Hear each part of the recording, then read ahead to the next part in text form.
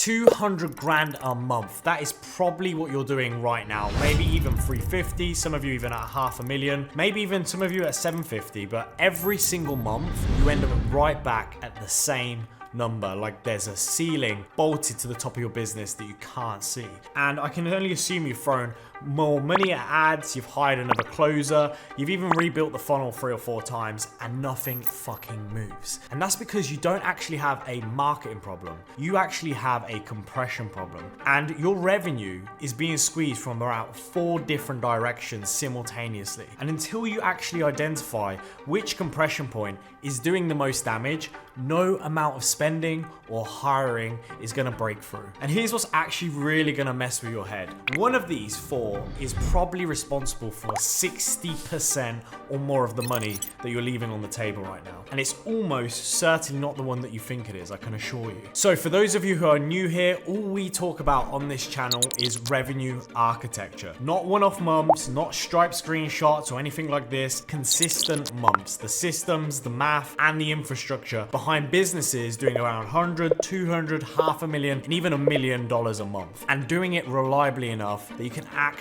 plan your life around it and have a sustainable fucking business. So I've spent the better part of my career inside operations of agencies, coaching businesses, and high ticket info product companies, and even corporate businesses is doing 20, 30, 40, $50 million a month, helping the operators break through those exact ceilings. And what I'm about to walk you through today is the diagnostic framework that comes up in damn near every single engagement. And I just want to put a fair warning here. I'm not going to sit here and just make this sound easy, because most businesses that do 200k to 500k a month and stay there, well, the stats are brutal. But if you're the kind of operator who actually implements this stuff, not just watches YouTube on a weekend to feel productive, then this could genuinely be the difference between plateauing forever and crossing them 7-figure months. Just want to be clear, there are no income claims here, no guarantees, just the real math from people who have actually done it. Real quick before we get into it, what I'm about to cover today is probably, I would say, around 10 to 15% of what we actually implement inside our paid programs. This is the diagnostic, the real source, the SOPs, the financial models, the campaign structures, the weekly tracking, that lives inside the pay stuff. But what you're gonna get here today for absolutely free is enough to audit your entire business in the next 48 hours and know exactly where the compression is happening. So if this resonates and you want a full implementation, links in the description. There's not going to be like some fake urgency. It's there when you're ready. Now let me show you the model. So let me ground this with a real scenario here. So I had an operator come to me, coaching business specifically, and this coaching business had a 12k program. He's doing about 300k a month roughly in cash collected, and is actually spending around 120k on Meta and Google combined, okay? Just to be super honest and clear here. 120k of ad spend, booking roughly around 500 calls a month. And this sounds solid on paper, right? But here's the problem. His cost per qualified call was actually sitting around $240 on this 12k offer. And his show rate was sitting around 44%, and his close rate was sitting at 18%. And his AOV, which we have here specified as real AOV, was $7,500, because he had a 5k downsell diluting the numbers, was landing closer to $7,500 cash collected per deal. So as you can imagine, it wasn't exactly the 12k that this operator thought he was running on. And he actually was netting around 65k per month at the end of each month. So I asked this guy, I was like, man, like, what does the math need to look like for you to hit $1 million a month? And I got silence, like absolute dead silence. He didn't even know. This guy is running a $3.6 million annual business, and he's never once built a financial model for his funnel. And he's just operating on like gut instinct and like vibes.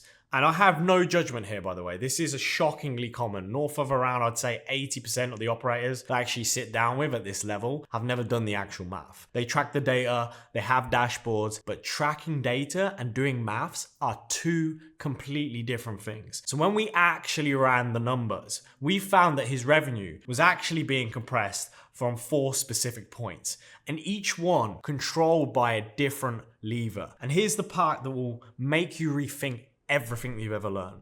Fixing any one of these levers individually barely moved the needle. But when we sequenced all 4 together, that same 120k ad spend that you see here produced very, very different results. And I'm going to show you the exact numbers later on this. So that framework is what I call the revenue compression model. Okay, and I'm gonna break it all down in this entire video for you. So here's what most operators get wrong about scaling. They think it's one thing if I just fix my ads, if I just get a better closer, and I'm telling you it's never one thing. Revenue compression at this level is a compounding system. You have 4 forces are squeezing on your business simultaneously, and each one of these will make the other 3 worse. I need you to think of it like this, like these are all interconnected and affecting your revenue heavily. Your revenue isn't being held back, it's being crushed by these 4, just to be very clear, and from 4 directions all at once simultaneously. And I'm going to walk through each one of these compression points and give you the math, show you live examples, and give you the one mistake that's costing you the most inside each one. And pay attention, by the way, to number 3, because I'm going to show you why half of your qualified leads are actually ghosting you. And I'm telling you now, it has absolutely nothing to do with your ads, your offer, or your closer that's on your team. So the first threshold is the tipping point threshold. And this is the one that makes sophisticated operators feel stupid when they finally see it. And that's a compliment, by the way, because it means that you're actually smart enough to recognize what you've been missing. And the principle is this: below a specific dollar amount of daily ad spend, all of your funnel statistics are random. Your cost per book call, your show rate, your close rate, they're all noise. They're not signal. It's fugazi fuguzi. They're just the mathematical byproduct of not having enough volume for the probabilities to be stabilized. That's what we call like statistical significance in my world. It's below a certain threshold. The tipping point threshold looks like this. Everything on the left is what we call chaos. Some weeks your cost per call is $180 and the next week it's $420. You think something's broken and nothing is broken. You just don't have enough data for the numbers to mean anything. And above this tipping point here, everything locks in. Cost per call finds a nice range, show rate becomes predictable, close rate stops swinging up and down, and the randomness ends and you can like finally make decisions based on the real signals. And most operators at 200k to 500k a month roughly are oscillating right around this tipping point in the middle. Some months they're above it, and then other months they pull back and drop below it, and everything then falls apart. They're blaming the algorithm, they're blaming the closer, they're blaming the creative, when the real issue is they're spending $200 less per day than the math requires for actual stability. So to be clear, I'm not saying just spend more money. I'm saying find your tipping point first, then build a model with what we call flex stats, and then take your current KPIs, degrade them to 15 to 30%, depending on the metric, and then project those degraded numbers at a 1.5x and 2x of your current ad spend. And that is pretty much how we do that. So let me show you what that means. So if the math still works with these degraded stats that you've now made at a higher spend, well, you've found the space above your tipping point. And if it doesn't, now you know exactly which one of these KPIs that are here needs to be improved before you pour more money into it.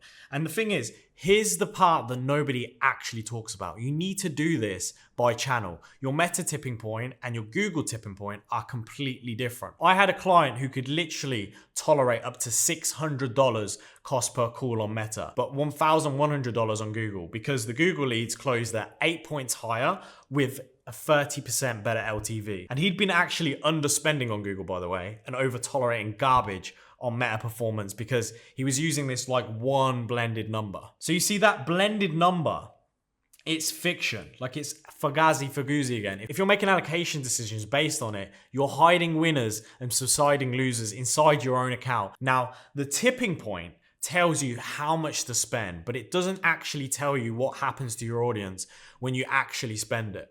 And that's what I call compression point number 2. And I would say it's actually the reason most operators' stats fall off a cliff when they try to scale their ad spend.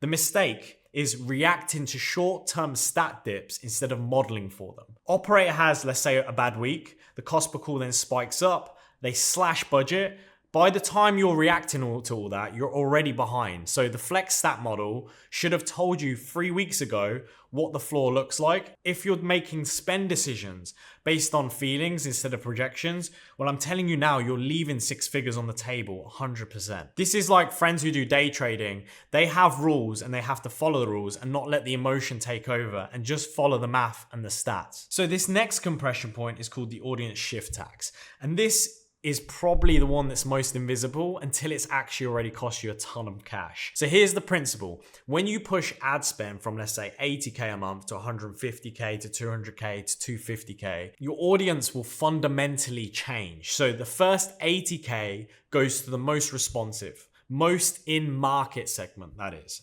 These are the people who are actively looking for what you sell. They're ready to buy. Your ads just quite literally need to get in front of them. But as you scale, you start to get this problem. Okay, the algorithm exhausts that inner circle here, the inner market, and it starts expanding outwards. So it expands outwards into the needs convinced segment here. So people who could be buyers, but they don't know it yet and they haven't been educated. They need more convincing before they'll book, show up, and probably close. And that shift isn't a failure, it's actually a tax. The price of accessing a larger audience. And the tax shows up as higher cost per call, lower show rates, longer sales cycles, and your team are telling you, well, the leads are coming in colder. That is the tax that you're paying, and that's what you feel when you expand your ad spend out. And to be fair, this is where I see most operators panic and what we call shit their pants in the UK. And then they pull back. They hit 150K in spend, stats degrade. Then they retreat to 80K where things were working and feels comfortable. But that's like driving in first gear because second gear feels uncomfortable and the RPMs are like revving up and they're changing. That's how gears work, okay? The real move is to build the infrastructure for the colder audience before you hit the spend level where they start showing up. Because the sales team, the marketing assets, the pre-call sequences, the ad creative, all of it needs a parallel track designed for the needs of this convincing buyer. Not after your stats start dropping, before, okay? And just as a little side note, because I think it's super important, the hook matters. If your ad creative speaks to one narrow buying motive, you're actually limiting the algorithm's reach. The specificness of your hook determines the audience size the platform can serve you. On a conversion campaign, not traffic, by the way, not link clicks, what you want is around 2 to 4% CTR minimum. Below 1%, and that's a narrow angle, and the algorithm is actually just running out of people to show you. And you can see how largely it can actually have an effect on that cost per book call. So remember that client doing 300K a month that I mentioned at the start? His primary creative was running at a 0.8, 0.9 CTR rate. And I'm going to show you what happened when we fixed that. And you can see a little bit here on screen right now. But before we go into this, there's a compression point that explains something your sales team has probably complained about for months. And they're right, there is actually probably a problem. But they're just wrong about what it is. The mistake: building your infrastructure for the buyer you already have, then wondering why it doesn't work when you reach a different buyer. Your sales scripts, your pre-call material, your VSL, follow-up sequences, all built for this in-buyer market who sits when you're doing 80K spend. But when the needs convinced person arrives at 200K spend here and your systems aren't ready, that's not a lead quality problem. That's a preparation problem. So you need to make sure you have track A and track B for these two different infrastructures. So the next one is actually the buyer blind spot. And this is the one I told you about at the top, right here. The reason half of your qualified leads are actually ghosting you is this reason. And I promise you, this is going to reframe how you think about every no-show, every unqualified lead, and every closer on your team who's like telling you the leads suck. But here's the principle in like its entirety. There are two fundamentally different types of buyers moving through your funnel right now. And your entire system, your VSL, your emails, your pre-call material, booking flow is built for only one of them. The other one, you're losing them by the hundreds. And then what you're doing is you're calling them unqualified. And this is really biting down on your revenue. So the buyer blind spot is as follows. You have two types of buyers, and I call these content buyers and conversational buyers. The content buyer is a self-educator. They watch your VSL back to front, they read every email, consume pre-call material, and show up pretty much to every call. And they show up to you the call already 80% sold. Your closer just literally needs to handle logistics, address a few objections, and then close. These people are easy. Your funnel was designed for them, and they're converting at a really high rate. Now, here's who you're probably missing, and it's this conversation buyer over here. These are equally as qualified, to be clear. Same budget, same problem, same urgency, but they don't consume content in the same way. So what they do is they skip the VSL, they skim all the emails, and they barely touch any of the pre-call material. This person makes buying decisions through conversation. They need a back and forth, a DM exchange, a text, a human interaction that lets them process the information and build trust through dialogue rather than this passive consumption way that the content buyer does. And without that touch point of one or two things were gonna happen here. You're gonna firstly lose this person. And what's gonna happen is either they no-show entirely because nothing in your funnel has engaged them in any way that actually mattered to them, or they do show up, but they are completely cold. They haven't consumed anything. And your closer gets on the phone and it's not actually a sales call. 30 minutes of explaining what the program does, what the offer is, and why it's relevant. And stuff the content buyer already knew before they picked up the phone. And then what happens is your closer then marks them as unqualified in your HubSpot, you go high level, whatever CRM you're using, and your sales manager gives you the feedback that the lead quality is dropping. And then what you do is you then blame the ads, or you blame the algorithm, or you then fire the closer, whatever it is. But the lead was never unqualified. They were just a conversation buyer running through a content buyer's funnel. Nobody talked to them, nobody engaged with them, nobody met them where they actually make decisions. Now, let me give you the math on this because this is where it gets really painful. And it is painful when I reveal this to a lot of operators. If roughly 40 to 50% of your book calls are conversation buyers, okay, and your current funnel only converts content buyers, effectively, you're operating at roughly half your potential conversion rate on those calls. Let's say you book 600 calls in total. 300 are content buyers and 300 are conversation buyers. So now your content buyers show at 72% and close at 32%. So that is 65 deals closed in total. Well, your conversation buyers, without a conversational path, they show at 38%. And then they close at a 9%. So that is only 10 deals in total. So with all of that, that is 75 deals at 15K AOV, and that's roughly 1.125 million. Now watch what happens when you build a conversational path for the second group. We have the same 300 conversation buyers, but now they get a setter-driven DM exchange within an hour of booking, and preferably within 5 minutes, but a personalized text sequence, an engagement touch point that opens up real dialogue. And this, along with other things that we implemented in to add more touch points, this then increased the show rate to 64% and the close rate to 24%. And that was an additional 46 deals instead of the 10 that we had when it wasn't that path involved. So combined with all of that, that now equates to actually 111 total deals closed. And instead of the 1125, we get the $1665 million just based off the path, just by doing the math and accommodating for the conversational buyer as well as the content buyer. So you see, that is an extra 540K per month from the same 600 calls, same ad spend, and you didn't even spend $1 more on ads, and you didn't even hire a single closer. You just stopped ignoring half of your qualified pipeline. And here's the thing that connects this back to, I would say, compression point number 2, if you remember, is this audience shift tax here. When you scale spend and the audience gets colder, guess which audience starts showing up, which buyer type shows up in higher proportions? Well, it's the conversation buyers. The needs convincing segment is disproportionately conversation buyers. They haven't self-educated because they're newer to you. They need dialogue. So the bigger you scale, the more critical this path becomes. And without it, scaling literally makes your funnel worse. And the mistake that I see time and time again is using rigid copy and paste set of scripts with cheap VAs for this conversational path. The conversation buyer can smell shit. It can smell a bot in 2 messages. They disengage immediately. This path only works with quality setters, ideally on performance incentives who can actually hold an adaptive conversation. So when someone gives like a 2-word response, you send a longer message to draw them out and open them up a bit. When someone's being open and detailed, your setter is able to match their energy. And when someone's reserved, you skip all the financial qualifier questions because this actually can scare conversation buyers away, but it doesn't mean they're not qualified.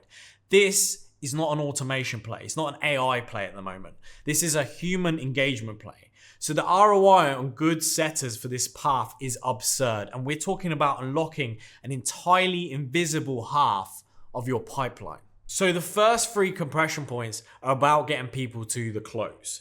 This one is actually about what happens after they say yes and how your offer structure is quietly hemorrhaging money from 3 places you're probably not tracking. And we call it bleed points, and specifically offer bleed points. And the first one is this AOV dilution. You're selling, let's say, a program at 15K, but you've got this 5K downsell that you've thrown in for people who aren't ready yet. And 30% of your closes just end up landing on this.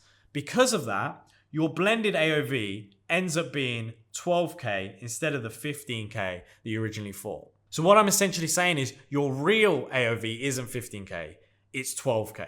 And every deal on the downsell drags your average down by $3,000. On 30 closes a month, that's around 90K in monthly revenue that you're just forfeiting by design of your offer.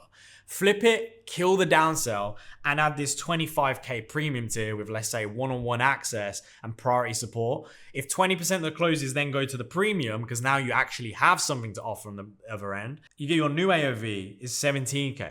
That's a $150,000 monthly swing on the same close volume, just from restructuring which product the buyer ends up in. It's so easy, and you can literally do this. So 150K on the same amount of closes.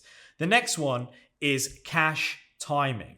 Bleed point number 2. That is 150K in monthly swing on the same close volume, just from literally restructuring which product the buyer ends up in. The next bleed point is bleed point 2, and that's cash timing. You have contracted revenue and you have cash collected, and these are 2 completely different businesses when you look at it like this. You can have a 20K offer and still not fund scale if everyone's on a 12-month plan with a 2K deposit. Your ad spend runs on cash. Your closers get paid on cash. So if month 1 cash per deal is $3,500 on a 15K program, you model on a $3,500, not 15K. So what I want to show you here is quite simple. A pay in full incentive is absolutely necessary, and this will bump your PIF rate from 15% to 40%. It isn't a nice to have, as you can see. It is the difference between having cash to scale and running out of runway at 180K ad spend just because you didn't have a PIF incentive. Cash funds scale, not contracted revenue. So the next bleed point is bleed point number 3, and this is called the pixel pollution. Every buyer triggers a purchase event, which then trains the ad platform, just to be clear. And when you're downsell buyer, the person who couldn't afford the program, let's say it was 15K, and then they scrape together 5K, what this does is actually fires the conversion, and then your pixel optimizes for more of that profile. Budget conscious, low intent, higher refund rate people, higher support load. You know the types of buyers that I'm on about here. Just quite simply, you did that downsell, which then feeds the algorithm, and then the algorithm starts trying to find more people like this. Because of that, I'm telling you, kill the downsell or run it through a completely separate funnel with separate tracking. Your pixel will then start optimizing for 15K and 25K buyers exclusively. And what that does is that will compound over months into dramatically better lead quality across the entire account. Remember what I said at the start of the video when I said one of these four is responsible for more than 60% of the money that you are leaving behind. And for most operators I work with, a tie between 3 and 4.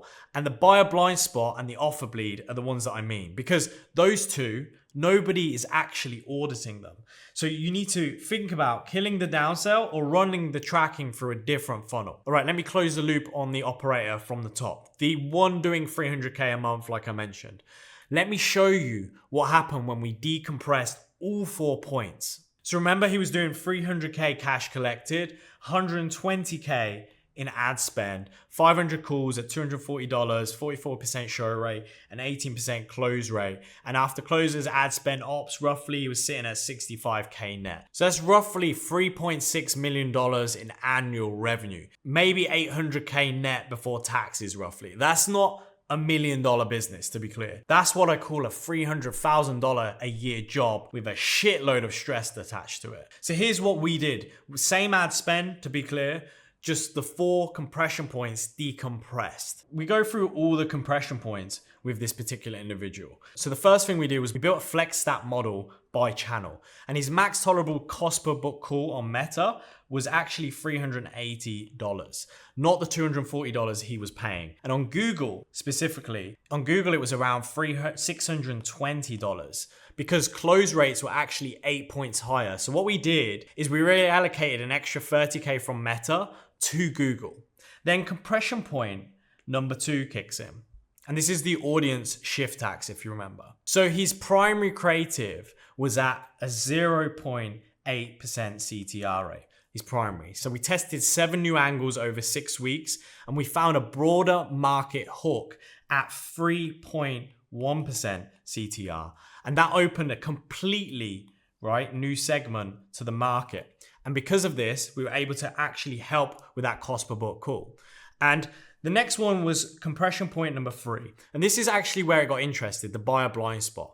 We audited his call data and found that roughly 45% of the calls that were being booked were actually conversation buyers. These people were booking because the ad was good, but then receiving 0 human interaction between the booking and the call. So like no DM, no text, no set outreach, just automated emails and a pre-call video that they didn't even watch. So what we did is we built a parallel setter path within 1 hour of the booking that every lead got a personalized DM from a setter. Not a template, not an automated thing, not a bot, an actual conversation. And the setter's job was to engage, surface their situation, answer their questions, and then just restate the value of showing up to the call. And because of this, the setter path had 36% show rate, and then it went to 67%.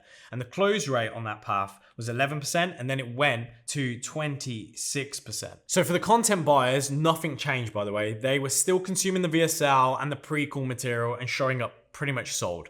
We didn't touch that path at all. But for the conversation buyers, the show rate, the show rate itself, on that segment, that went from a 36% show rate to a 67%. And the close rate went from 11% all the way to 26%. And not because of a better closer, because for the first time, someone actually talked to this side and this parallel path to them before they actually jumped on a call. So blended across both buyer type, the overall show rate went from 44% and it actually went to 71%. And that close rate went from 18% to 29%. So you can start to see the difference just by simply getting these compression points. And the last compression point, let me make some space here. The last compression point was number 4. And all we did for compression point number 4 was added a 25K premium tier, PIF incentive, then bumped from 15% to 38%. And then we just killed that 5K downsell. We just got rid of it entirely, by the way. So on the same 120K ad spend, our cost per book call went to $215, and that was 558 total book calls with 71% show rate, 29% close rate. That's 115 deals total now. So because of that, Our AOV blended ended up being $16,800, and we collected $1.93 million in cash collected. And what ended up happening was our net profit completely changed. Because of that, our net profit went from a 65K to this glorious, beautiful 600K, roughly around 580 to 620K in a single month, just to be super clear here. And to be fair, it's a 90-day implementation, okay? So the financial model was week 1, hook testing was weeks 2, 3 to 7, okay? So buyer path systems deployed weeks 3 roughly to 6. Offer the restructure was done on week 4, and the compounding started probably, I would say, from month 2. Full stride, month 3, roughly, okay? The point being here, it's not magic, okay? It's 4 compression points decompressed in a right sequence. And that is what I call the revenue compression model. Now, before I give you the implementation sequence, let me hit you with the 3 mistakes that torpedo this entire model into the ground, the entire thing. So mistake number 1 is what I call scaling speed without model permission. Operator, let's say, has a great month, gets excited, we all do it, right? Gets jacked up, jacks the budget from 100K to 250K in 2 weeks. And then what happens is the stats collapse because they're blown past their tipping point into an audience territory that they haven't built yet. And they haven't built the infrastructure for it. And then what they do is they panic. They pull back everything. Pixel data is also now polluted. Never ever increase spend faster than your flex stat model gives you permission to. You need to remember it's 15 to 20%, 15 to 30% increases on the ad spend. Let the sales team adapt to the colder leads, proactive, not reactive, okay? Mistake number 2 is treating all the leads the same. This is the buyer blind spot in action. Your setter team sends the same template to every booked lead, same email sequence, the automated one that we all hate and know about, the same pre-call material, and then you're surprised when half of them, either they don't show or they just show up cold. The content buyer and the conversation buyer, remember, needs 2 completely different paths. And if you're running a 1-path show, or you're running one for both, let's say, you're converting one group and actively repelling the other. Audit your no-shows, audit your unqualified calls, and I guarantee you have a massive chunk of them are actually what we call conversation buyers in a way that actually matter to them. And mistake number 3 is blending your numbers. I've already explained this, but it's a big mistake every time. Your Meta cost per book call and your Google cost per book call and then your YouTube cost per book call, you need to model them separately. The quality, intent, close rate, and LTV from each channel is different. And when you blend it into one average, you can't actually see which channel is printing you cash, which one is actually burning the cash. I've seen operators losing money on Meta and then crushing it on Google, but they couldn't tell because they were literally just staring at a blended number on a dashboard that somebody had made them and didn't understand anything about ads and funnels. And it just looked fine. Break it out, model independently, and then just allocate where the math actually works. So look, you just watched me walk through the entire revenue compression model, 4 compression points, the math, a real operator going from 300K to the 1.93 million on the same ad spend.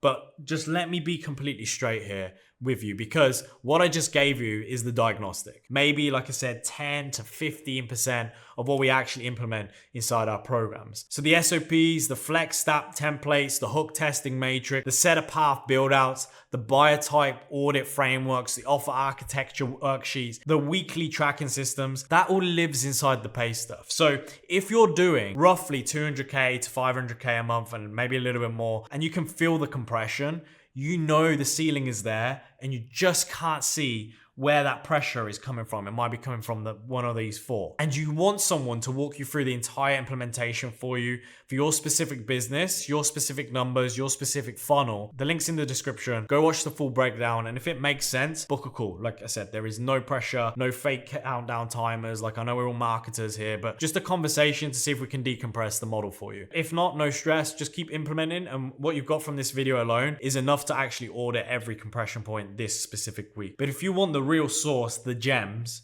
you know where it is. It's in the description. All right, so how do you actually do this? Priority, order, and like what's the timeline for this? So here it is on screen. So week 1 is you want to build this flex stat model. This is a non-negotiable. Like first build a model for every channel, and you need to do it by channel, like ad spend, cost per call, show rate, close rate, AOV, cash collected, commissions, and net. You want to put this in a row, okay? And then you need 2 rows per channel, and that is current stats and flex stats, like I showed you earlier in this video. And you want to degrade them by 15 to 30% and then project both at a 1.5 and 2x current ad spend. And if the flex stats net positive at double spend, well, you have permission to scale. If not, you know exactly which KPI is bottlenecked. Half a day with a spreadsheet can pretty much sort this out, and you've got that done. So then weeks 2 to 3 is what we call the hook expansion, and this is when we implemented this bit. So while current campaigns run, you want to test a minimum of 5 to 7 new hook angles. Don't change the body copy or like CTA, just literally rotate the hooks. And what you're looking for is a 2% plus CTR on conversion campaigns specifically. Kill anything under 1% with sufficient data, and then allocate 15 to 20% of your total ad spend to the hook testing period that we mentioned here. So then weeks 2 to 6, this actually runs in parallel with hook testing. So first, audit your existing call data. Look at the no-shows and the cold calls. How many of those leads consumed your pre-call content?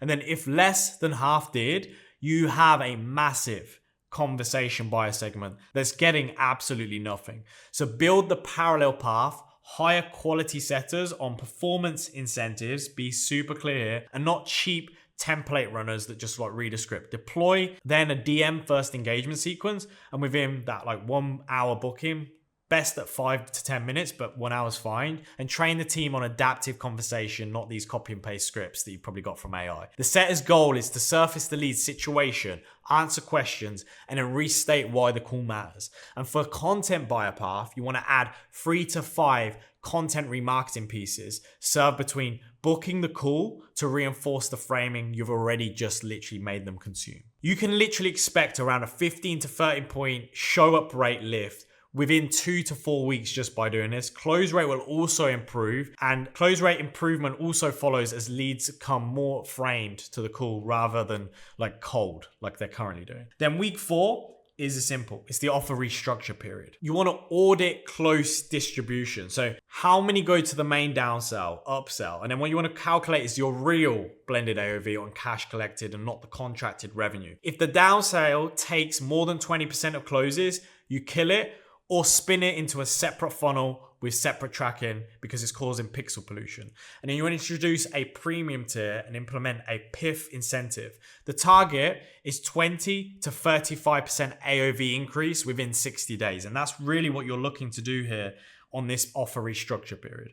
So month 3 is pretty simple. This is a compound period where all decompression points are now active and revenue compounds into full stride. So the total timeline for all this is around 60 to 90 days. Model is week 1, hook signals show in 2 to 3 weeks. The buyer path improvements are visible within around first 2 weeks of deployment. The offer architecture bit here takes 1 full sales cycle to shift the AOV. Point being, this is a 90-day sprint that can fundamentally decompress what your business is capable of producing. So there you have it, the revenue compression model. 4 compression points keeping you stuck at that 200, 300, or even 500K a month. Compression point 1, like I mentioned, is the tipping point threshold.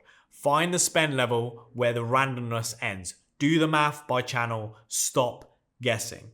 Compression point 2 is this audience shift tax. So here we want to build the infrastructure for the colder buyer before they even show up, not after your stats collapse. And then number 3 is the buyer blind spot. Half of your qualified pipeline needs conversation, not content. Build the path, stop calling them unqualified, and this will work. And then compression point number 4 is the offer bleed. Engineer your AOV, fix the cache timing, stop letting your downsell pollute your pixel. And I'm telling you, any of these moves the needle. All 4 in sequence though, that you have here, that's how you decompress from 300K to 7 figures monthly. And not just like a fluke month, a modeled, projected, structurally sound million that you can repeat on and on. Like I said, the full implementation, links in the description. Go watch the breakdown, book a call if it makes sense. If you got value, just hit subscribe. I drop content like this twice a week, Tuesdays and Thursdays, breaking down the systems behind businesses doing 100K to $1 million plus months consistently. And if you want to go deeper right now, you want to check out the videos around this screen, go ahead, click those where I'll probably break down more of your sales funnels, ads, and overall things that are breaking within your business. So go out there, get richer, and I just want to leave you with these things. The key insight here is tracking data and doing maths are two completely different things. The second key insight is your hook determines the size of your audience and the algorithm can serve you. And the final insight to leave you with is the lead was never unqualified. They were just a conversation buyer in a content buyer's funnel. So there you have it, ladies and gentlemen, and we'll see you in the next video.